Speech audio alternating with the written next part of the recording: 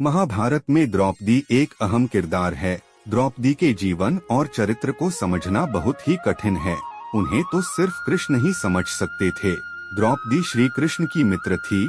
मित्र ही मित्र को समझ सकता है।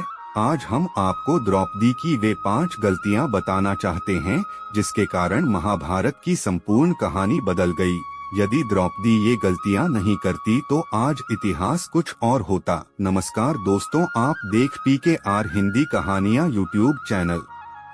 यदि आप चैनल को सब्सक्राइब नहीं किए हैं तो अवश्य करें। तो चलिए शुरू करते हैं आज की प्रस्तुति। नंबर 1, स्वयंवर में कर्ण का अपमान करना। द्रौपदी कर्ण को चाहती थी, लेकिन जब उसे पता चला कि कर्ण तो सूत पुत्र है तो उसने अपना इरादा बदल दिया और कर्ण को स्वयंवर की प्रतियोगिता में भाग नहीं लेने दिया।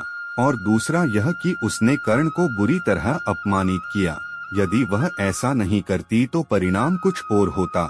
हालांकि द्रौपदी के पिता ने द्रोणाचार्य की मृत्यु की प्रतिज्ञा ली थी और उनका वध अर्जुन के अलावा और कोई नहीं कर सकता था, इसलिए वे चाहते थे कि उनकी पुत्री का विवाह अर्जुन से ही हो। नंबर 2, पांडवों की पत्नी बनना स्वीकार करना। जब अर्जुन ने स्वयंवर की प्रतियोगिता को जीत लिया था, लेकिन किन्हीं भी परिस्थितियों में द्रौपदी यदि 5 पांडवों की पत्नी बनना स्वीकार नहीं करती तो आज इतिहास कुछ और होता। द्रौपदी कुंती के कहने या स्वयंवर के बाद युधिष्ठिर और वेद व्यास जी के कहने पर 5 से विवाह करना स्वीकार किया था। नंबर 3, दुर्योधन का अपमान। द्रौपदी ने ही इंद्रप्रस्थ में युधिष्ठिर के राज्याभिषेक के समय दुर्योधन को कहा था, अंधे का पुत्र भी अंधा। बस यही बात दुर्योधन के दिल में तीर की तरह धंस गई थी। यही कारण था कि द्यूतकीड़ा में शकुनी के साथ मिलकर पांडवों को द्रौपदी को दांव पर लगाने के लिए राजी कर लिया था। द्यूतकीड़ा या जुए के इस खेल ने ही महाभारत के युद्ध की भूमिका लिख दी थी, जहां द्रौपदी का चिरहरण हुआ था। नंबर 4, पांडवों को युद्ध के लिए प्रेरित करना।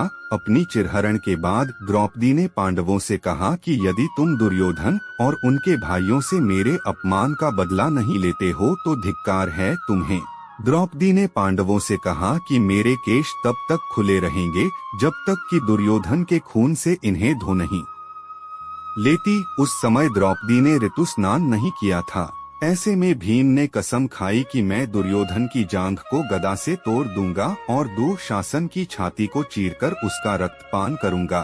चीरहरण के दौरान कर्ण ने द्रौपदी को बचाने की जगह कहा, जो स्त्री 5 पतियों के साथ रह सकती है उसका क्या सम्मान। यह बात द्रौपदी को ठेस पहुंचा गई और वह हर समय अर्जुन को कर्ण से युद्ध करने के लिए उकसाती रही।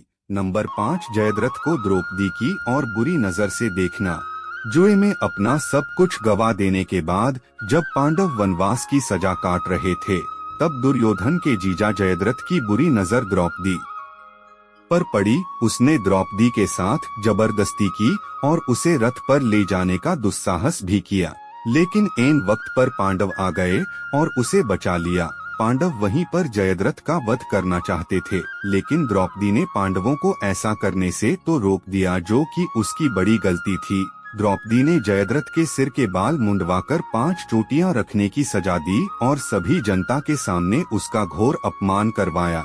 जयद्रथ किसी को अपना चेहरा दिखाने के लायक नहीं रहा और हर पल अपमान को सहता रहा।